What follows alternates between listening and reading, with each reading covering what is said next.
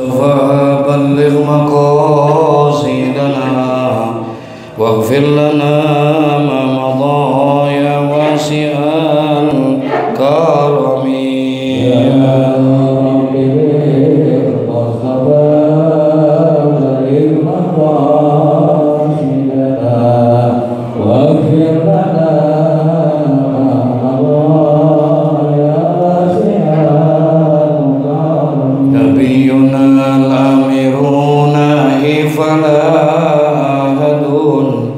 أبر في قولنا منه ولا نامي يا رب بالمصطفى بلغ مقاصدنا واغفر لنا ما مضى يا واسع الكرم هو الحبيب الذي ترجى شفاعته لكل حول من الأحوال مقتحم يا رب بالمصطفى بلغ مقاصدنا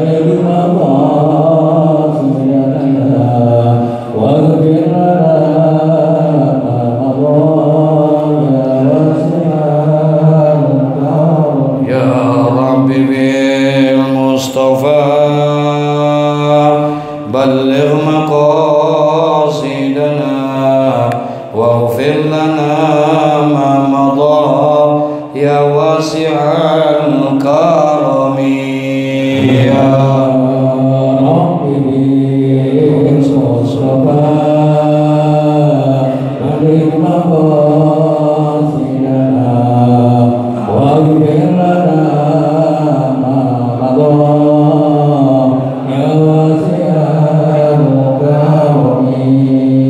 الفاتحة وإلى حضرة النبي محمد صلى الله عليه وسلم وعلى آله وأصحابه وأزواجه وذريته والتابعين لهم بإحسان إلى يوم الدين ثم إلى أرواح أولياء وشهداء وصالحين والأئمة الراشدين والعلماء العاملين ومشايخنا في الدين خصوصا إلى روح مؤلف هذا الكتاب شيخ الإسلام محي الدين أبي زكريا يحيى ابن شرف النووي ثم إلى أرواح آبائنا وأمهاتنا وأجدادنا وجداتنا وقرابتنا وذوي الحقوق علينا أجمعين أن الله يغفر لهم ويرحمهم ويؤلي درجاتهم في الجنة ويعيد علينا من بركاتهم وأسرارهم وأنوارهم وعلومهم ونفحاتهم في الدين والدنيا والآخرة جلبة لكل خير دافع لكل شر حاصل لكل مقصود مانع لكل البلاء وإلى حضرة النبي المصطفى محمد صلى الله عليه وسلم بسر الفاتحة أعوذ بالله من الشيطان الرجيم بسم الله الرحمن الرحيم الحمد لله رب العالمين الرحمن الرحيم مالك يوم الدين إياك نعبد وإياك نستعين اهدنا الصراط المستقيم صراط الذين أنعمت عليهم غير المغضوب عليهم ولا الضالين آمين. تفضل. حديث الصالحين باب الأمر بالمعروف والنهي عن المنكر. الحديث الثالث بسم الله الرحمن الرحيم.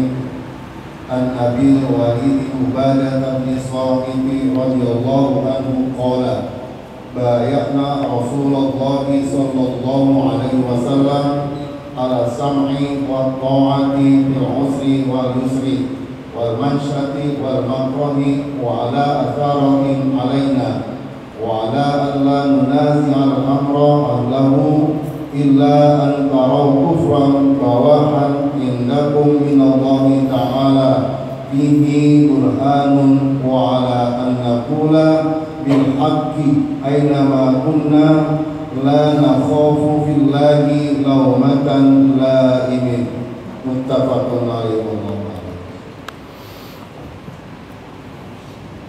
بسم الله الرحمن الرحيم. الحمد لله رب العالمين والصلاة والسلام على أشرف الأنبياء والمرسلين سيدنا وحبيبنا وشفيعنا ومولانا محمد وعلى آله وصحبه أجمعين. أما بعد، قال الله تعالى في كتابه الكريم وهو أصدق القائلين: رب اشرح لي صدري ويسر لي أمري واحلل عقدة من لساني يفقهوا قولي. ربي يسر ولا تعسر، ربي تمم بخير. سبحانك لا علم لنا إلا ما علمتنا إنك أنت العليم الحكيم. ولا حول ولا قوة إلا بالله العلي العظيم. الحديث السادس عن أبي الوالد عبادة بن صامت رضي الله عنه قال: بايعنا رسول الله صلى الله عليه وسلم على السمع والطاعة في العسر واليسر والمنصة والمكره وعلى أثارة علينا وعلى أن لا ننازع الأمر أهله إلا أن تروا كفرا بواحا عندكم من الله تعالى فيه برهان وعلى أن نقول بالحق أينما كنا لا نخاف في الله لومة لائم. متفق عليه. Hadis selanjutnya, yakni hadis yang ketiga daripada babun fil amri bil ma'rufi wa nahyi 'anil munkar. Jadi bab di dalam menjelaskan tentang amar ma'ruf dan nahi munkar. Hadis yang ketiga, hadis ini muttafaqun alaih. Artinya disepakati kesohihan hadis ini. Oleh siapa disepakatinya? Oleh dua imam besar dalam ilmu hadis, yaitu Imam Bukhari dan Imam Muslim. Didapatkan ini hadis dari sahabat Nabi dari kalangan kaum Ansor. Ansor ini adalah kaum yang berada di Madinah, dan dia adalah Ahlul Madinah, ya, dia asli daripada kota Madinah. Sementara ada kaum yang tinggal atau ikut bersama dengan Nabi Sallallahu Alaihi Wasallam ketika hijrah, yaitu dari kota Mekah menuju kota Madinah. Maka mereka yang ikut itu disebut dengan kaum Muhajirin, ya. Jadi kaum Muhajirin adalah kaum yang ikut bersama Nabi ketika meninggalkan kota Mekah menuju kota Madinah Al-Munawwarah. Sementara orang-orang asli Madinah yang menyambut dan menerima beriman kepada Nabi disebutnya kaum Ansor, ya. Nah, di antara kaum Ansor ini, salah satu di antara sahabat itu adalah Abul Walid. Abul Walid itu nama poyokannya, nama panggilannya. Ya, nama aslinya itu adalah Ubadah bin Samit, sahabat Nabi yang konon orangnya pinter, tampan, gagah, berani. Jadi dia pernah ikut beberapa kali ikut peperangan bersama Rasulullah, dan dia termasuk orang yang cukup disegani, ya, Ubadah bin Samit ini. Bahkan di zaman Sayyidina Umar bin Khattab, beliau itu diutus untuk menyebarkan dakwah ke beberapa negara-negara yang di luar kota Madinah, termasuk di Syria, ya, di Syam, bersama dengan Sayyidina Mu'az bin Jabal dan Abu Darda serta sahabat-sahabat lainnya. Nah, ini Ubadah bin Samit. Nah, beliau termasuk orang yang disenangi oleh Nabi Sallallahu Alaihi Wasallam, dan beliau termasuk orang yang mendapatkan hadis dari Nabi Sallallahu Alaihi Wasallam, walaupun tidak sebanyak dari sahabat-sahabat yang lain. Dia kurang lebih hampir 200-an hadis dia dapatkan dari Nabi SAW. Ada 7 sahabat yang mendapatkan hadis yang dikategorikan banyak. Yang banyak di sini adalah fauqal alf, yaitu di atas 1000. Jadi kalau di atas 1000 hadis, maka dikategorikan sahabat ini mendapatkan hadis dalam kategori yang banyak, ya, di atas 1000 hadis. Dan itu gak banyak, hanya 7 orang. Dan paling terbanyak itu di antara sahabat-sahabat yang mendapatkan hadis itu adalah siapa? Abu Hurairah, ya. Abu Hurairah Abdurrahman bin Sakhar Ad-Dausi. Dia yang paling banyak mendapatkan di antara sahabat-sahabat ini, yang paling banyak. Kurang lebih 5.380 hadis dia dapatkan, Masya Allah. Nah, hadis yang kita bahas yang ketiga ini dari bab tentang amar ma'ruf dan nahi munkar adalah hadis dari Ubadah bin Samit, ya, radhiyallahu anhu, semoga Allah memberikan keridhaan kepadanya. Qala, berkata ini siapa? Yaitu Ubadah, ya, bin Samit, berkata dia, bay'na Rasulullah sallallahu alaihi wasallam ala sam'i wa ta'ah fil usri wal yusri wal mansati wal makrah. Masya Allah. Bay'na Rasulullah sallallahu alaihi wasallam, kami telah membaiatkan diri kepada Rasulullah. Artinya kami telah berjanji kepada Rasulullah sallallahu alaihi wasallam. Jadi para sahabat itu banyak membaiatkan diri ketika awal-awal itu. Oh, saya beriman kepada Rasulullah, saya berjanji, saya macam-macam. Itu namanya baiat, ya. Bay'na Rasulullah sallallahu alaihi wasallam, kami telah membaiatkan diri kami kepada Rasulullah sallallahu alaihi wasallam ala sam'i wa ta'at, ya. Apa janjinya itu? Apa baiatnya itu? Bahwa kami, ya, akan selalu mendengar dan taat kepada Rasulullah sallallahu alaihi wasallam fil usri wal yusri, baik itu dalam keadaan sulit maupun dalam keadaan senang, ya. Wal mansati wal makrah, begitu juga dalam keadaan yang lapang ataupun dalam keadaan yang benci, yang dia tidak sukai. Dalam segala keadaan dia sudah berjanji akan tetap terus mempertahankan, ya, dia akan selalu mendengar apa yang telah diucapkan oleh Nabi, dan dia akan selalu apa yang diucapkan oleh Nabi Muhammad dalam situasi dan kondisi apapun, mau dalam keadaan senangkah itu, mau dalam keadaan susahkah itu, mau dalam keadaan sesuatu, mau dalam keadaan yang lagi enak atau lagi tidak enak, pokoknya kami sudah berjanji ala sam'i wa ta'at, untuk selalu mendengarkan dan untuk selalu taat, nggak kendor, ya, nggak gampang terbuai dengan segala macam iming-iming dan lain sebagainya. Itulah para sahabat. Wa ala asaratin alaina, bahkan katanya juga atas asarati alaina, dalam rangka apa, pelaksanaan daripada kekuasaan atasnya, yang pemerintah memerintahkan kepada kami. Wa ala nunazi al amra ahlahu, dan juga kami telah membaiatkan diri untuk selalu menentang, daripada tidak akan menentang, alla nunazi al amra ahlahu, kami tidak akan menentang daripada para pemimpin kami, para pemerintah kami, pemegang kekuasaan kami, ya. Dia berjanji untuk tidak akan menentang pemerintahannya dari yang berhak, gitu, illa, kecuali antara kufran bawahan indakum minallahi ta'ala fihi burhan, kecuali apabila dia melihat daripada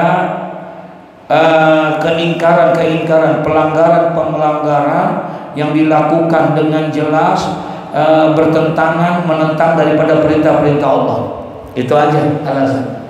Selama pemerintah itu sah, selama pemerintah itu dilakukan dengan cara yang benar, maka kami tidak akan menentang daripada pemerintahan itu, kecuali apabila dia sudah pemerintah itu menyalahi sebuah keputusan bersama, mengingkari ketentuan dan perintah-perintah Allah Subhanahu wa taala, barulah kami akan tentang itu.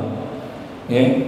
Nah, ini banyak dijadikan sebuah dasar bahwa di dalam Islam kita tidak boleh melakukan satu pemberontakan terhadap pemerintahan yang sah.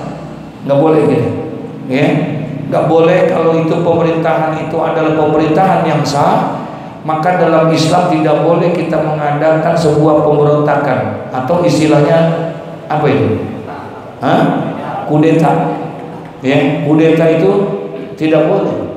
Menurut paham Ahlus Sunnah wal Jamaah, haram kita untuk melakukan kudeta terhadap pemerintah yang sah, kecuali pemerintah itu melakukan pelanggaran-pelanggaran yang merugikan dan juga bertentangan dengan hukum-hukum Allah. Ya. Tapi selama dia masih sholat, dia masih ibadah, nah itu kita tidak boleh. Kalau ada kezaliman, kalau ada pelanggaran yang dia bukan dengan kudeta, tapi boleh dengan memberikan kritikan, dengan memberikan masukan, dengan memberikan teguran-teguran, sekalipun tegurannya itu dalam bentuk yang demo, itu namanya teguran. Kritikan itu diperbolehkan, demo itu diperbolehkan dalam Islam. Bahkan di undang-undang negara boleh nggak? Boleh. Mengungkapkan itu boleh. Jadi diperbolehkan untuk hal yang seperti itu boleh, dalam rangka untuk memberikan teguran ya terhadap pemerintah yang salah, ya juga harus diapain? Mesti ditegur, nggak boleh kan ditegur. Sebagaimana diajarkan di dalam filosofi ibadah sholat misalnya, ya, betapa kita sudah diajarkan dalam ibadah itu tentang bagaimana cara bertata negara yang baik, bagaimana kita menjadi masyarakat yang baik. Masya Allah. Di masjid ini nilai filosofinya besar benar masjid. Jadi bukan hanya sekedar tempat beribadah saja, bukan hanya sekedar tempat sholat, zikir dan baca Quran saja. Ya, fungsi masjid itu mesti multifungsi. Ya, mesti multifungsi. Rasulullah SAW sudah mengajarkan hal yang seperti itu. Bagaimana Rasulullah menjadikan bahwa yang namanya masjid ini harus menjadi sumber kekuatan umat, adanya di sini. Mau bicara apapun adanya di masjid, karena ini sumber kekuatannya.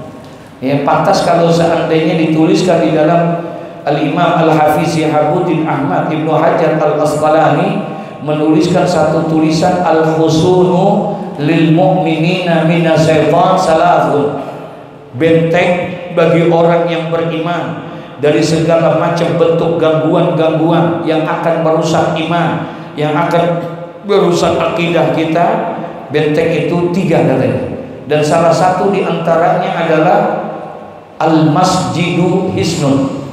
Masjid adalah benteng. Jadi ini adalah benteng.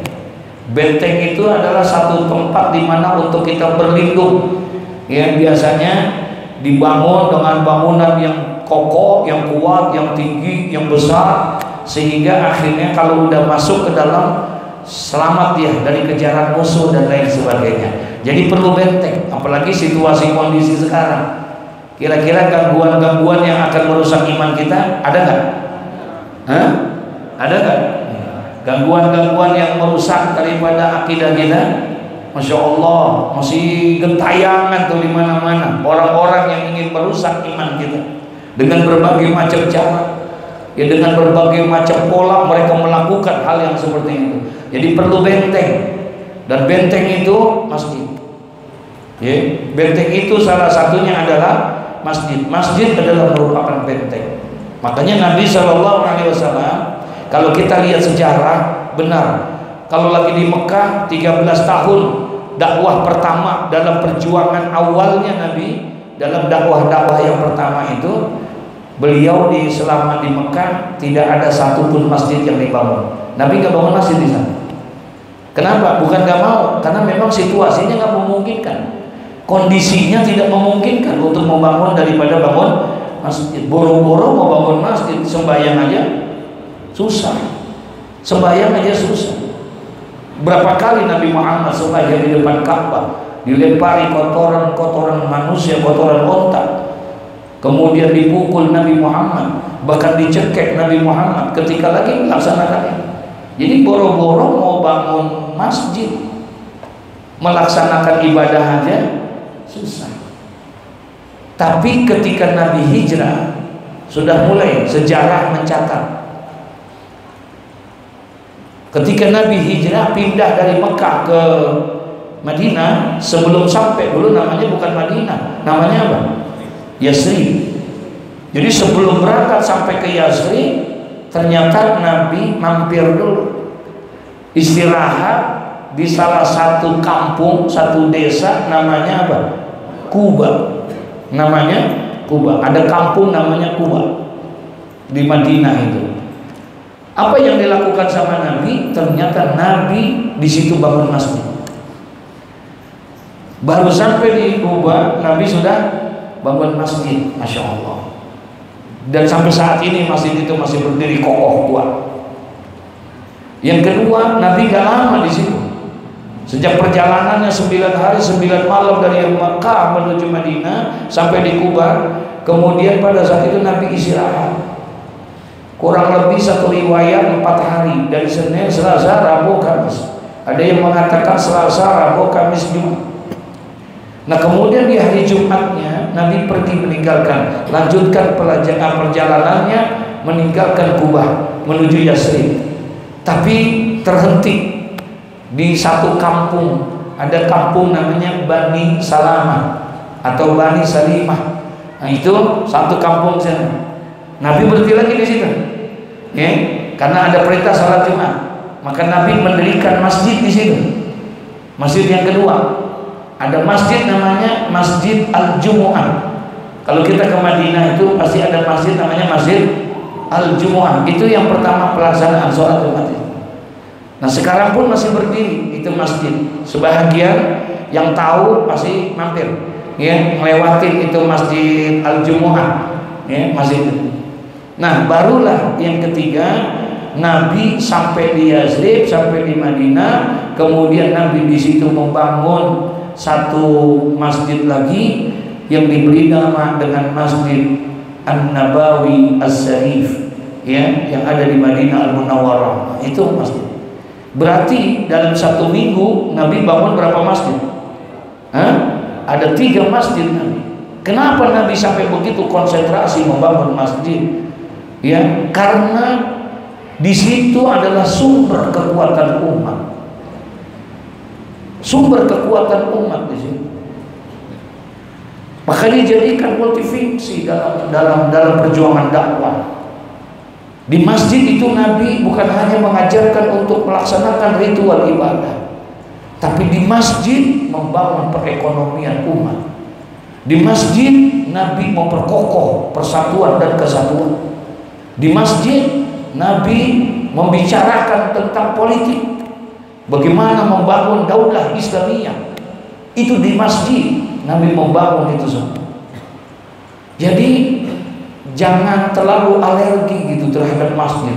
Ini kadang-kadang kita dirasukin paham-paham yang oleh mereka, orang-orang yang tidak senang kepada dakwah Islam, kepada perjuangan Islam, dimasukin pemikiran-pemikiran. Jangan campur adukan masjid dengan politik. Jangan campurkan masjid dengan perkara yang macam-macam dan lain sebagainya. Ada nggak yang begitu? Nggak boleh kan? Padahal di sini sumbernya. Kenapa mereka melarang begitu? Karena mereka tahu, mereka takut dengan hal kegerakan masjid. Kalau masjid sudah bersatu, subhanallah. Di Indonesia ini masjid kurang lebih ada 1.200.000 masjid. Ada 1.200.000 masjid, itu yang terdata. Belum lagi yang tidak terdata. Di Jakarta itu ada kurang lebih 3.960 masjid di Jakarta. Sementara di Jakarta Selatan kurang lebih 400-an masjid. Maaf, 900 masjid di Jakarta Selatan. Menurut data, saya nggak tahu Istiqomah di data apa enggak. Itu menurut data. Bayangin kalau seandainya masjid ini bisa difungsikan dengan luar biasa, jadi kekuatan luar biasa. Jadi kekuatan luar biasa. Saya selalu memandangkan itu kalau di DMI, di pertemuan-pertemuan khusus itu sama ketua DMI Jakarta khususnya, kita akan sampaikan ini kekuatan. Mau bicara apa? Mau bicara ekonomi, di sini tempatnya. Dari sini sumber kekuatan ekonomi bisa kita bangun. Bayangin 900 masjid yang ada di Jakarta Selatan. Seminggu itu, sebulan sholat Jumat berapa kali? 4 kali. Ada nggak yang sembahyang Jumatnya seminggu 2 kali? Bangetan soleh itu namanya. Sebulan 4 kali. Kalau seandainya yang 400-900 masjid duduk bersama, mengambil sebuah keputusan bersama buat kepentingan bersama, saya nggak bisa bayangin kalau seandainya mereka bersatu dari 4 Jumat itu, diambil 1 Jumat aja. 1 Jumat tromolnya itu 1 juta. 1 juta diambil tromolnya 1 juta. Berarti kalau begitu sebulan dapat berapa juta? 900 juta. 900 juta. Banyak nggak? 900 juta sebulan. Sekarang ini ada 10 kecamatan. 900 juta ini yang pertama di bulan Januari buat Kebayoran Lama. Berikan itu kepada umat-umat Islam. Maaf, yang taraf ekonominya masih di bawah, belum punya usaha, belum modalin sama mereka. Kasih mau dagang apaan ke? Paham nih? Mau usaha dari uangnya 900 juta. Dagang dia. Besok, bulan besok 900 juta gunain lagi buat Kebayoran baru, olah lagi. Besok bulan yang Maretnya buat Mampang dan seterusnya nanti berputar lagi. Cari, maka insya Allah akan berkembang perekonomian, bangkit. Mereka ada usaha semua. Bisa nggak? Bisa nggak? Sebenarnya yang jadi masalahnya pengurusnya mau apa enggak? Betul ya? Pengurusnya mau apa enggak? Karena nggak terpikir sama mereka. Masya Allah. Padahal luar biasa gerakan. Mau ngomongin politik ini Pak tempatnya. Makanya kita dilarang, jangan ngomongin politik di masjid, jangan ngomongin ini di masjid. Dajjal tuh yang ngomong begitu. Penjahat begitu. Di sini sumbernya, karena mereka takut untuk hal kayak begitu. Bayangin kalau seandainya kekuatan politik bersumber dari masjid, penuh tuh. Yang namanya anggota DPRD dari masjid, penuh anggota dewan di masjid. Kalau anggota dewan DPRD-nya adalah orang-orang yang peduli kepada masjid, orang-orang yang dipilih oleh masjid, maka insya Allah mereka akan mengeluarkan kebijakan-kebijakan yang bermanfaat buat umat dan rakyat. Begitu nggak? Ini kekuatan. Bayangin kalau seandainya satu masjid lingkungannya bikin dalam pemilihan suara itu. Gak usah banyak-banyak, kalau dalam satu TPS gitu Pak, kurang lebih 400 pemilih suara, betul ya? Satu TPS. Sekarang kalau misalnya nggak ada TPS satu masjid itu adalah kita minta gak usah banyak-banyak 100 suara. Setiap satu masjid berarti kali 900 berapa? 90.000 suara. Satu wilayah.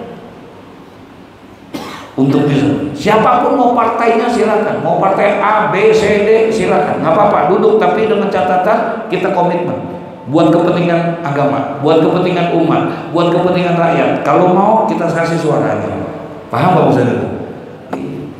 Kalau mau ayo, kalau enggak jangan. Siapapun partainya, mau partai apa, asal jangan partai satu aja itu, ya. Tapi kalau yang itu silakan. Semuanya kita bikin kontrak politik sama mereka, bikin kontrak politik sama mereka. Kalau seandainya nanti kita pilih kemudian dia setuju, dia siap, di tengah jalan dia mengingkari itu, kita yang datang. Kita yang datang untuk ini, untuk mau apa namanya, menggantikan dia itu. Bisa itu semua dilakukan. Nah, jadi wacana politik itu harus sudah dibuka di kalangan majlis-majlis seperti ini. Jangan lagi kita bicara sebatas dengan kajian fikih. Ya udah, babnya sih bab toharoh, bab bersuci. Bagaimana caranya kita bersuci dengan baik, berwudu dengan baik. Ini saja kita belajar berwudu dengan baik, kita masih banyak berkonsentrasi masalah wudu secara lahiriah, fisiknya saja. Bagaimana basuh muka, bagaimana basuh tangan, bagaimana basuh kaki, betul ya? Tapi kita belum pernah membahas tentang wudu batiniah. Hujjatul Islam Abu Hamid Al-Ghazali buka itu dalam Ihya Ulumuddin, digambarkan oleh beliau. Seharusnya umat Islam itu bisa berwudu bukan hanya zohirnya, tapi juga apa? Batinnya. Selama ini kita wudunya, halo? Kita hanya berwudu yang zohir. Kita kumur, benar, bersih. Kotoran kita, jigong, ada jigongnya. Jigong kita keluar nggak? Keluar karena kita berkumur. Tapi ternyata kita nggak mengeluarkan penyakit batiniah mulut kita. Jadi wajar. Kenapa? Suka ghibah, ceritain orang, suka menfitnah orang, suka ini. Karena wudu kita hanya wudu zahir, bukan wudu batiniah. Nah, ini mesti dikeluarkan ini. Nah, bab toharo, jelasin bab toharo. Toharo di dalam berwudu, oke, kita jelaskan harus sesuai dengan ilmu. Tapi juga kita bab toharo dari sisi kehidupan, termasuk toharo di dalam berpolitik, bersuci di dalam berpolitik. Orang ini mana ada? Makanya dianggap orang-orang nggak boleh, orang Islam nggak boleh apa? Berpolitik. Kiai jangan berpolitik. Ulama berpolitik. Lalu yang berpolitik siapa dong? Halo? Lalu siapa dong? Masya Allah. Nih kita umat Islam, makanya berusaha mereka apa? Dengan berbagai macam cara untuk menghentikan apalagi gerakan subuh. Sekarang ini lagi populer gerakan subuh gabungan, betul ya? Gerakan subuh gabungan.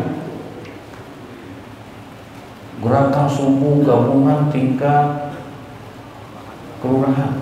Ada nggak? Halo? Saya pernah diundang di Masjid Istiqomah. Tapi bukan yang di sini. Itu subuh gabungan waktu itu yang orang sekecamatan atau apa? Kelurahan. Alhamdulillah nggak penuh masjid. Padahal satu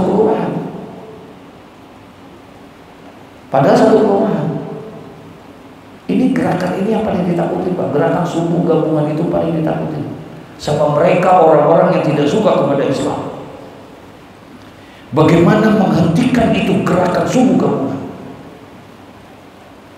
Karena kalau orang Islam sudah melakukan comeback ke masjid, kembali ke masjid dengan gerakan sholat berjamaah, apalagi subuh, maka ini adalah kekuatan yang luar biasa. Ditakuti oleh mereka. Kalau mereka sudah masuk ke masjid, mereka sudah bersatu di dalam masjid, goyang Pak. Orang-orang yang jahat itu, orang-orang yang berusaha untuk berbuat keadilan di sini, untuk mencurangi rakyat, mengkhianati, takut mereka semua kalau itu. Tapi lagi-lagi kita kalah dengan itu. Kita memang kuantitas adalah mayoritas, betul ya? Kalau bicara jumlah kita mayoritas. Tapi kalau bicara kualitas, kita adalah minoritas. Gampang diobok-obok, betul? Iya, gampang diobok-obok. Kita gampang dipermainin, Masya Allah. Tapi mereka enggak. Kalau seandainya mereka lihat ada para pemimpin, kalau memang pemimpin itu, penguasa itu, pemegang kekuasaan dalam pemerintahan, mereka dipilih secara sah, mereka dipilih secara demokrasi, ya, siapapun dia, kecuali kemudian kita melakukan pemberontakan sama dia, haram hukumnya. Nggak boleh kita melakukan pemberontakan terhadap pemerintahan yang apa? Yang sah. Ya, kita tidak boleh. Tapi wa ala alla nunazi al amra ahlahu illa antarau kufran bawahan indakum minallahi ta'ala fi burhanun. Kecuali kita lihat ada bukti-bukti daripada di kepemerintahan mereka, kekuasaan mereka itu banyak aturan-aturan dan kebijakan-kebijakan yang memang melanggar ketentuan-ketentuan Allah Subhanahu wa taala. Paham tuh maksudnya? Tahu-tahu dikeluarkan ada di Pondok Pinang akan dibikin yang namanya lokalisasi pelacuran. Setuju nggak? Halo? Ini diem setuju apa kali ini? Kalau memang setuju saya usulin nih mau wali kota. Setuju nggak? Kalau seandainya memang itu bertentangan nggak dengan aturan agama?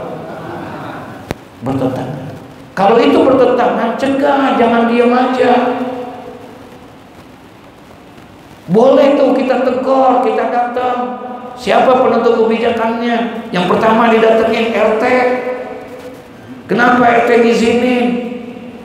Disuruh RW.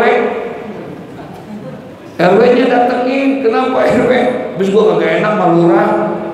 Lurahnya datengin, tanya sama camat, ya bagaimana ya? Saya dapat 20%. Datengin tuh, ngomong yang kayak begitu. Nggak boleh diem, ini namanya amar ma'ruf nahi munkar. Nah, namanya juga babnya bab apa? Amar ma'ruf nahi munkar. Mesti ada yang begitu, nggak boleh kita diem aja. Nggak boleh, ini kita namanya diem aja kita. Ya, Masya Allah, tenang aja. Ntar ada hadis-hadisnya tuh, Masya Allah. Kecuali kita melihat itu, boleh kita melakukan satu teguran kepada mereka. Tegur, dengan apa tegurnya? Pertama ya dengan kekuatan, Pak, tolong dong Pak, saya kan pilih Bapak untuk bisa berikan keamanan, kenyamanan di tempat kami. Saya udah kasak kusuk loh Pak, supaya Bapak jadi RT. Sekarang Bapak udah jadi RT, kenapa Bapak nggak mau melaksanakan aspirasi kami? Rakyat ini kan kami mayoritas Islam, masa iya di tempat ini harus ada yang kayak begitu? Nah, jangan itu dong Pak, tempat judi aja Pak kalau bisa. Wah, itu mah RT on yang begitu. Beranilah kita ngomong begitu, pakai kekuatan kita. Ternyata nggak mampu juga. Ya udah ngomong dah, illam yastati bi lisani, dengan lisan kita. Lisan nggak ngomong juga. Ya udah, paling dengan apa? Hati kan. Tapi katanya kemarin kalau dengan hati berarti ad'aful wa dzalika ad'aful iman. Berarti orang itu adalah lemah iman. Lemah iman. Semua kita kalau dibilang iman lu lemah amat sih, marah nggak? Hah? Bilang iman lemah, enak aja lu. Bilang iman gua puasa jepol. Astagfirullahaladzim. Berat bener Pak, emang dakwah tuh gak gampang, dakwah gak berat. Kalau dakwah di pengajian mah gampang, emang tempatnya. Betul ya? Kalau yang namanya dakwah di masjid, di musola, itu mah gampang. Emang tempatnya. Tapi di luar sana kita berdakwah, mampu nggak kita menyampaikan yang ini? Tuh saudara-saudara kita, maaf, saudara-saudara kita, anak-anak kita, yang dari ujung kakinya sampai ujung lehernya tato semuanya, tega tuh kita diemin aja, seperti itu. Pernahkah kita tergerak untuk itu? Pernahkah kita untuk memberikan perhatian sama mereka? Nggak, jujur nih, pernah nggak kita? Paling kita, ya tuh anak begitu amat ya calon neraka kan. Kita hanya bisa begitu doang, bimbing mereka. Orang udah di pinggir jurang jangan dijorogin. Kalau dijorogin jatuh dia, tapi tarik pelan-pelan. Kita lagi berusaha nih Pak. Besok insya Allah tanggal 18 Desember saya akan buka yang namanya penghapusan tato. Kita lagi mau berusaha. Dulu kita udah coba. Ketika kita coba penghapusan tato, Bapak Ibu kalau melihat, ya Allah, nangis kita. Berapa banyak ibu-ibu yang tatoannya banyak, nangis mereka. Tolongin Pak Ustadz, saya malu tatoan ini begini banyaknya. Anak-anak saya selalu nanyain, Ma, kenapa sih begitu, Ma? Kenapa? Saya selalu dibayangin tuh pertanyaan-pertanyaan dari anaknya. Ketika saya buka itu kemarin, Masya Allah, di Bulungan itu sedih saya melihatnya, nangis saya melihatnya, mereka semua. Habis kalau mereka nggak ditatoin begitu, mereka nggak bisa jadi nafkah. Diusir mau orang anak-anak jalanan yang lainnya, paham gak nih? Kalau lu mau, lu harus ikut gua. Begitu tuh model, terpaksa. Nah kita nggak pernah pikirin yang begitu. Ya, yang penting kita Allah zikir. Yang penting kita ngaji buat kita. Buat siapa? Buat siapa? Buat kita doang. Tahajudnya mah luar biasa. Sampai hitam tuh jidat. Luar biasa kita ingin begitu. Tapi pernahkah kita mau mikirin begitu? Kalau nggak ada aful iman. Walaupun jidatnya apa? Hitam. Iman ente masih masih lemah kita Pak. Oke begitu ya, masih lemah. Masya Allah. Nah oleh karena itu, wa alla naqula bil haqqi aina ma kunna la nakhafu fillah law mata la'ib. Jadi dalil-dalil yang datang dari Allah Subhanahu wa taala ketika dilanggar oleh mereka, boleh tuh kita melakukan teguran-teguran mereka, boleh. Tapi bukan kudeta, paham maksudnya nih ya? Bukan memberontak. Boleh tuh kita lakukan itu. Nah, apa? Mereka semua orang itu an-naqula bil haqqi, katakan itu, mengatakan dengan benar, aina ma kunna la nakhafu fillah law mata la'imin. Kami tidak akan takut ya terhadap apa? Laumata la'in.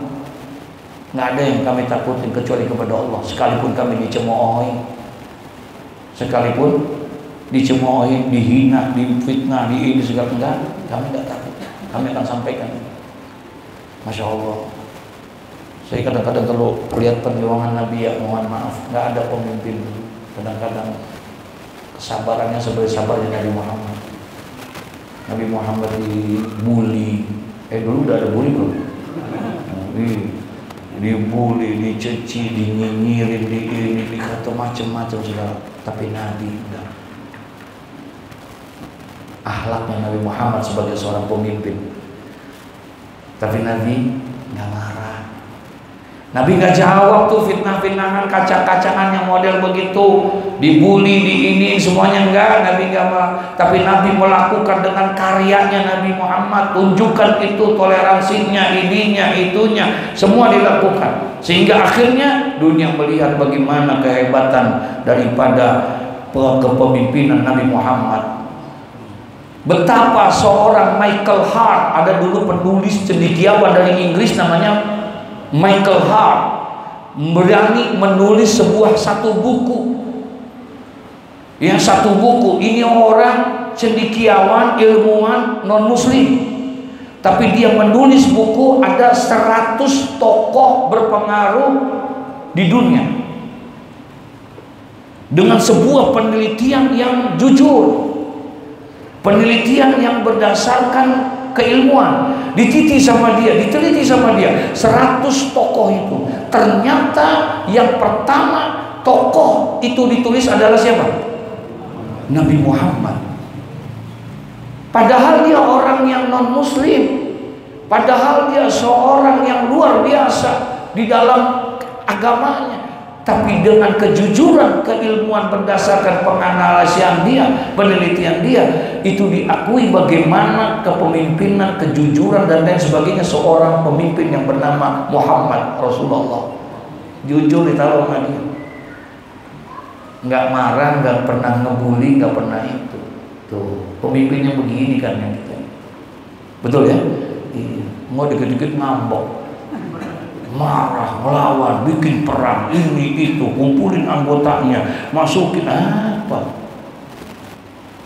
Tapi alhamdulillah ada pemimpin, walaupun dibully, caci maki, dikata-katain, di ini, diam aja, senyum. Dia nggak jawab, kecuali dengan karyanya. Kecuali dengan karyanya dia jawab. Dengan apa jawabannya? Jakarta International Stadium. Dia nggak jawab semuanya, dia buktiin dengan menghadirkan semua negara dunia datang Formula E. Ada nggak pemimpin begitu? Siapa? Kampanye itu. Tapi itu real. Dia nggak pernah melawan tentang yang kayak begitu. Enggak, dia nggak jawabin. Kita disuruh. Apa kata Nabi Muhammad SAW? Wa ala an naqula bil haq aynama kunna la nakhafu fillah.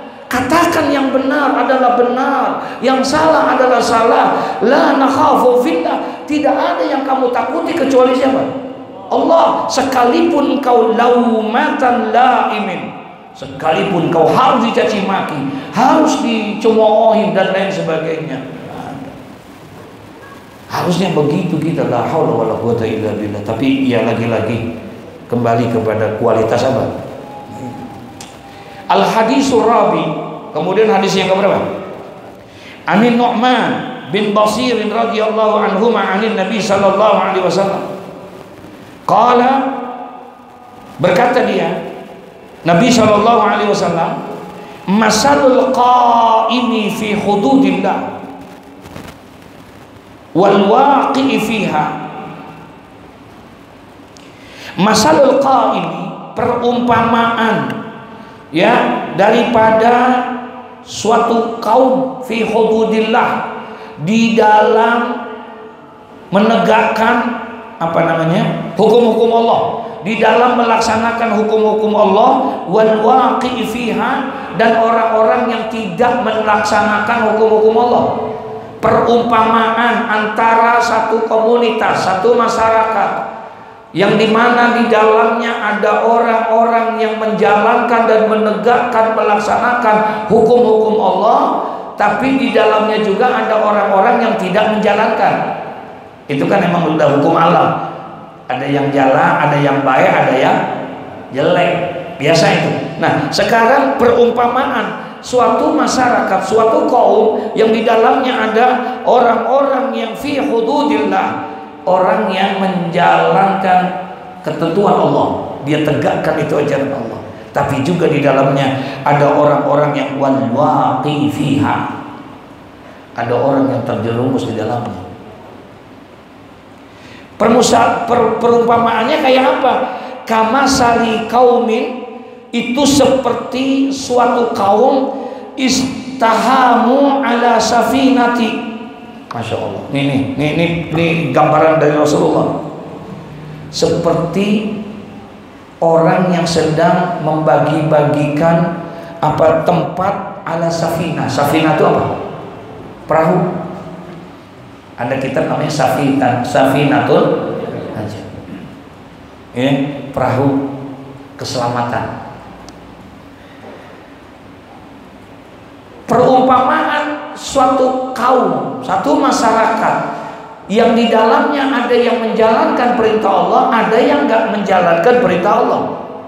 Itu diumpamakan seperti kamasali qaumin istahamu ala safinati, seperti orang yang berada di dalam suatu tempat yang bernama perahu. Fasara ba'duhum a'laha wa ba'duhum asfalaha. Ini perahu ada besar.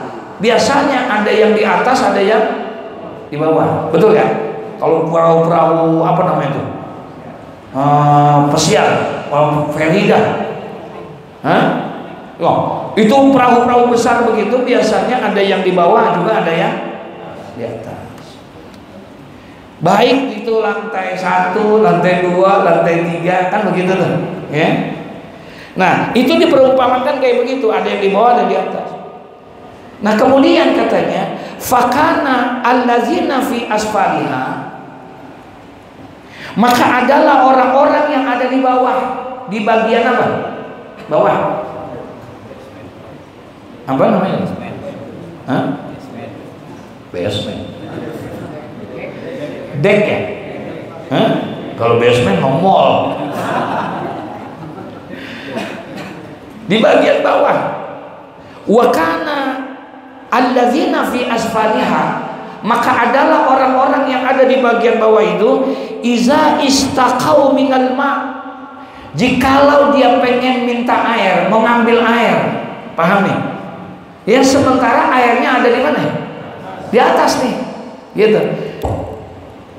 Iza istaqau minal ma, apabila dia memerlukan air, marru ala man fauqahum, maka dia pun melewati orang-orang yang ada di atas. Habis tangkinya ada di sono.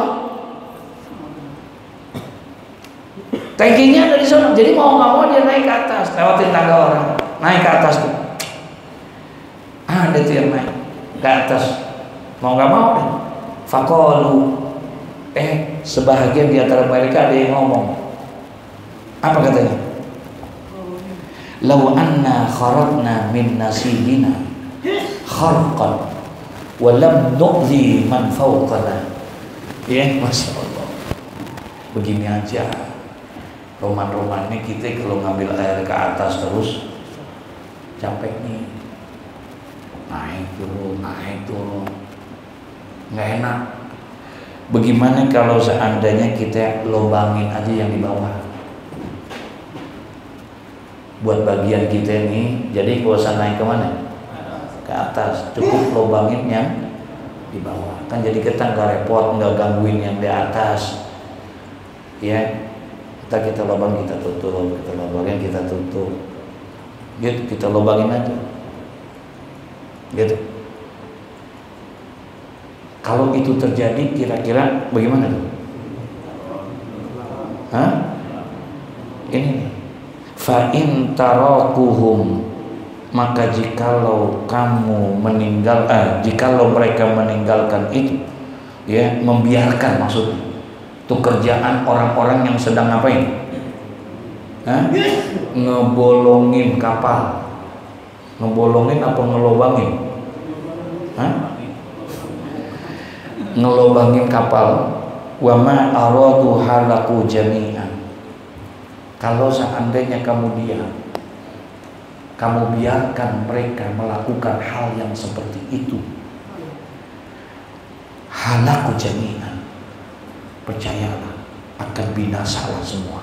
Binasa kalau kita biarkan. Ini udah mulai nyambung kan? Hah? Ini diam aja ngerti tapi ya. Ini betapa Nabi punya pemikiran yang luar biasa. Benar Nabi nggak bisa baca, benar nggak bisa menulis. Coba lihat nih konsep nilai filosofi yang luar biasa di dalam ini semua. Perumpamaan sama Nabi diperumpamaan seperti itu. Diperumpamakan sama Nabi kalau seandainya fa in tarakuhum wa ma aradu halaku jami'an.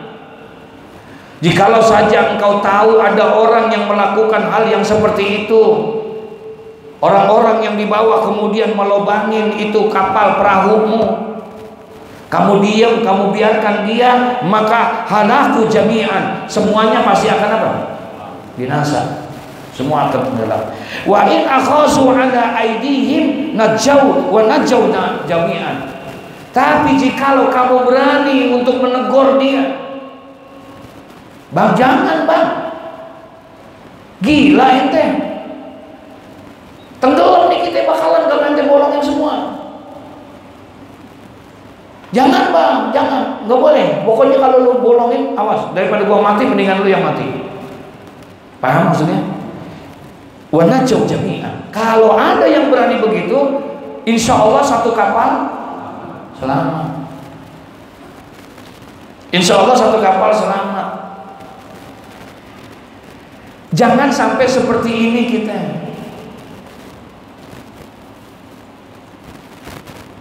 Apa nih maksud gambaran Nabi Sallallahu Alaihi Wasallam? Ulama memberikan isyarat. Belum ma'alif sabi adamin waktu dibahas ini. Apa kata beliau? Itu yang namanya safinah. Yang namanya safinah. Tadi apa namanya? Perahu. Apa maksudnya perahu? Al-Islam. Perahu itu maknanya al-Islam. Lalu penumpang yang tingkat 1, 2, 3, yang bawah, yang di atas, itu adalah apa? Umat Islam. Umat Islam. Nah, ketika umat Islam melihat ada orang yang melakukan itu, kan dalam umat Islam, umat ini kan ada yang baik, ada nggak? Yang jalanin ibadah, yang sembahyang ada, yang kagak sembahyang ada nggak? Banyakan yang mana? Banyakan yang sembahyang. Insya Islam itu kan begitu. Ada yang di atas juga ada yang di bawah. Ada yang ibadahnya rajin, ada yang malas. Nah kebetulan yang di bawah ini orang-orang yang apa? Yang malas, yang kagak mau sembahyang, yang kagak mau ngaji, yang mau segala macam. Capek gua ke atas. Daripada gua capek, mendingan gua ambil untung di sini aja dah. Gua apain? Gua bolongin. Dibolongin, nah itu Islam. Sedikit demi sedikit. Dibolongin pendidikannya, dibolongin kebudayaannya, dibolongin sosialnya, dibolongin politiknya, dibolongin hukumnya, dibolongin berarti. Sehingga akhirnya bolong, semakin banyak bolong semakin apa? Tenggelam gantung. Kalau seandainya kita diam, maka akan apa? Binasa. Disinilah maksudnya diperlukannya adanya amar ma'ruf. Paham maksudnya ya? Jangan kita diam aja Pak. Ntar kalau diam aja tenggelam, Islam habis. Kalau kita diam aja nggak ada yang pandai menyuarakan itu, maka nanti akan tenggelam ini. Nggak ada jaminan Islam akan kekal di Kebayoran. Ada nggak? Nggak ada jaminan. Tidak ada satu hadis pun. Ini hampir 7.000 nih hadis dalam kitab ini. Tidak ada satu hadis pun di dalam kitab ini yang memberikan jaminan bahwa Islam akan kekal di Indonesia. Ada nggak? Ada nggak ayat Al-Quran yang mengatakan Islam akan kekal di Jakarta? Bisa hilang Islam ini kalau seandainya orang-orang yang melobangi kapal itu diam. Kita tahu, kita diam. Kalau seandainya kita diam semua, yang penting gua aman, yang penting gua aman, biarin orang lain mah. Padahal kita semua berada di dalam satu perahu yang sama. Ini yang mau lobangin banyak kan? Halo? Halo? Ini yang lobangin banyak Pak. Pakai peci putih. Betul ya? Iya. Oh, banyak. Ini kan yang digambarin, kan tadi saya bilang, kata mualim dulu, perahunya itu disebut istilahnya apa? Islam. Berarti kalau begitu penumpangnya umat Islam. Ini nggak bicarain umat yang lain, enggak. Yang kita bicarain perahu Islam dengan umat-umatnya, dengan penumpang-penumpangnya. Kalau penumpangnya kagak mau menyadari diri, ngepentingin diri sendiri, biarin nggak apa-apa. Mau hancur kayak mau bagaimana terserah. Yang penting gua, istri gua, keluar gua, enggak. Paham kan maksudnya? Terserah yang lain nggak apa-apa. Padahal dia tahu tuh lagi dilobangin. Padahal dia lihat perahunya lagi diapain? Dibolongin. Satu dia diam aja. Kalau ini diinin Pak akan hilang. Benar, al-Islam tidak akan pernah hilang. Islam bisa hilang nggak? Al-Islam ya'lu wala yu'la alaih. Islam itu tinggi dan tidak ada yang bisa menandingi Islam. Islamnya. Tapi kalau bicara tentang umatnya, nggak ada jaminan. Tidak menutup kemungkinan satu masa Islam pun akan hilang di kampung kita. Bisa nggak? Halo? Bisa. Kalau kita aman, insya Allah kita aman. Insya Allah kita aman. Insya Allah mudah-mudahan kita husnul khotimah semua. Pikirin juga Pak anak kita 20 tahun yang akan datang. Ini pengajian masih ada Pak? 30 tahun yang akan datang masih ada apa enggak? Wallahu a'lam bishawab. 20 tahun yang akan bisa jadi dikontrakin kali ini. Nauzubillah. Tapi bisa terjadi enggak? Berapa banyak masjid-masjid berubah dengan tempat ibadah-ibadah agama lain? Hilang. Enggak ada. Di luar sana terlalu banyak yang seperti ini. Dan ini yang mesti ditanamkan dari kita. Jangan sampai kita tahu perahu lagi dibolongin, kita diam aja. Entar lo tenggelam. Sebetulnya Nabi pengen ngomong begitu tuh. Sebetulnya Nabi pengen ngomong begitu, hati-hati. Ini yang bolongin perahu bukan orang luar Islam. Betul ya? Yang ngebolongin perahu bukan orang yang nggak naik perahu. Justru yang melobangi perahu orang-orang yang naik perahu. Artinya yang ngebolongin itu umat apa? Umat Islam. Kita lagi dibolongin mak dia. Lagi viral. Ada yang namanya dai apa itu? Bilang masalah macam-macam 411. Tuh Allahu Akbar, dengernya kesel banget gitu ya. Iya. Mungkin itu dah. Banyakan yang haram kalau di dalam perutnya. Jadi kayak begitu. Ya, emang kalau kita lihat hal yang kayak begini, ini amar ma'ruf Pak, nahi munkar. Jadi mau nggak mau ngomongnya rada-rada keras dikit. Sebenarnya kalau kita ngomong di luar kayak begini, kira-kira bagaimana nih? Halo? Waduh, Pak. Iya. Tapi mesti disampaikan. Kita nggak boleh diam. Ntar tenggelam kita. Ini perahu mesti dijagain. Jangan sampai perahu ini tenggelam. Kalau udah tenggelam, tuh kan dibilangin di sini. Apa katanya? Fa in tarakuhum wa ma aradu halaku jami'an. Kalau seandainya kalian lihat itu, tapi kalian diam saja, halaku jami'an. Kalian akan apa semua? Kalian akan binasa semua. Tapi insya Allah kata Nabi, fa in akhazu ala aidihim. Kalau kamu dengan pegang dengan tanganmu, dengan kekuasaanmu, kamu cegah itu, najau wa najau jami'an. Selamat, maka selamatlah semuanya. Tuh insya Allah nggak akan tenggelam sebagaimana tenggelamnya Titanic.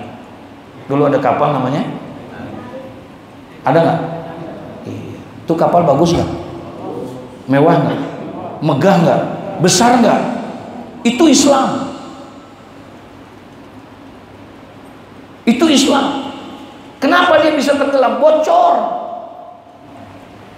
Bagusnya bocornya bukan yang ngebocorin, karena kebentur daripada apa namanya?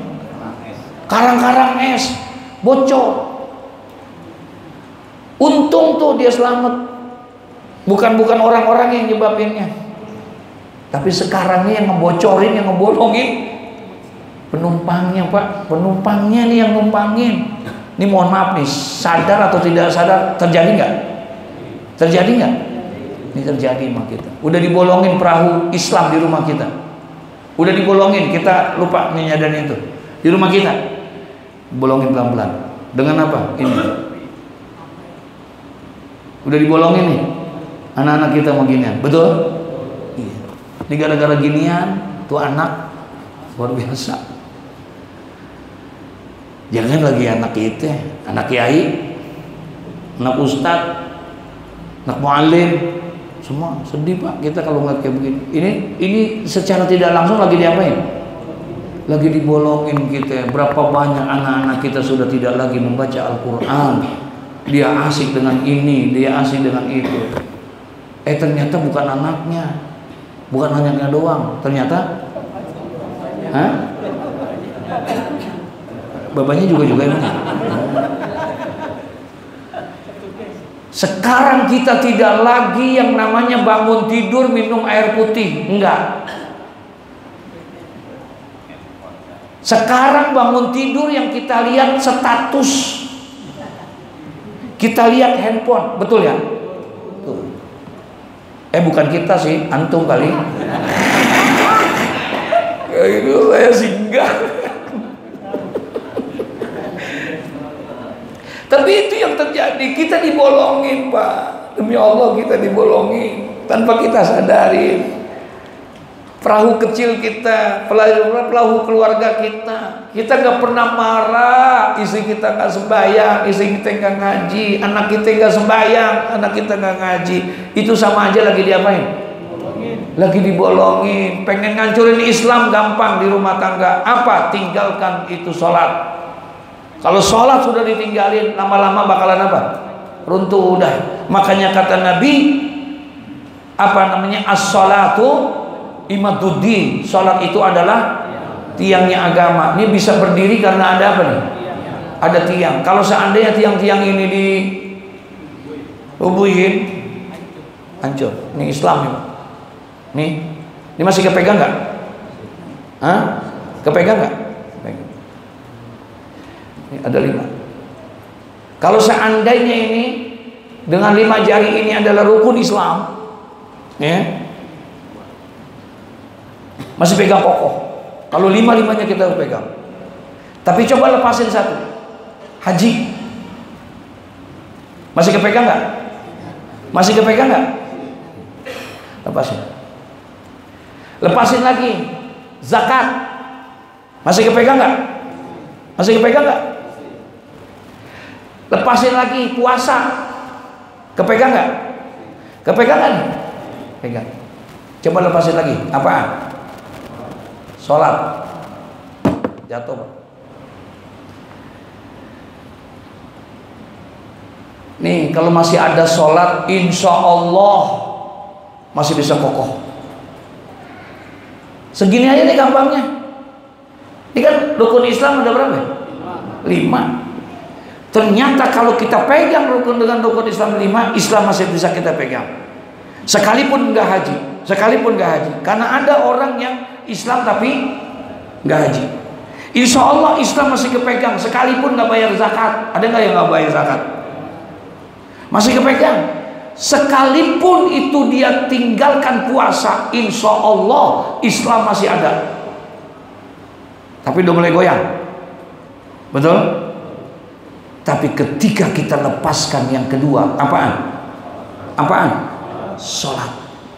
Ketika kita lepaskan sholat, jatuh ini agama. Syahadat tidak ada lagi artinya itu. Kita lagi dibolangin. Boleh juga marah, Pak, kalau istri nggak sembahyang. Boleh juga marah kalau suami kagak mau sembahyang. Bini boleh ngomong, bang, bayang bang, abang kan imam Pak di rumah ini. Saya mau berlindung sama siapa Bang kalau abang begini? Ntar yang nolongin saya siapa? Dulu saya lagi enak-enak belajar sama ayah saya, sama bapak saya, abang mintain saya, kawinin saya. Saya pikir saya bisa diatur, bisa jadi diarahin menjadi lebih baik. Bagaimana Bang? Tuh, kalau begitu gimana? Ya, Masya Allah, Masya Allah. Ya, ayo kita jaga perahu ini jangan sampai apa? Jangan sampai bolong. Kita nggak usah bicara tingkat yang lebih luas. Ada perahu sekoci, ada sekoci ya? Kalau sekoci gede apa kecil? Hah? Berarti kalau gitu perahu yang kecil ini apa? Perahu yang kecil ini apa? Keluarga kita. Keluarga kita. Jangan sampai ini ada yang dibolong-bolongi. Nanti akan tenggelam, hancur. Kalau keluarga satu semuanya hancur, bolong, tenggelam, maka akhirnya semuanya akan tenggelam. Ibda binafsik. Mulainya dari mana? Dari keluarga kita. Insya Al-Fatihah. Iya kan. Siratal ladzina an'amta 'alaihim ghairil maghdubi 'alaihim waladdallin. Amin.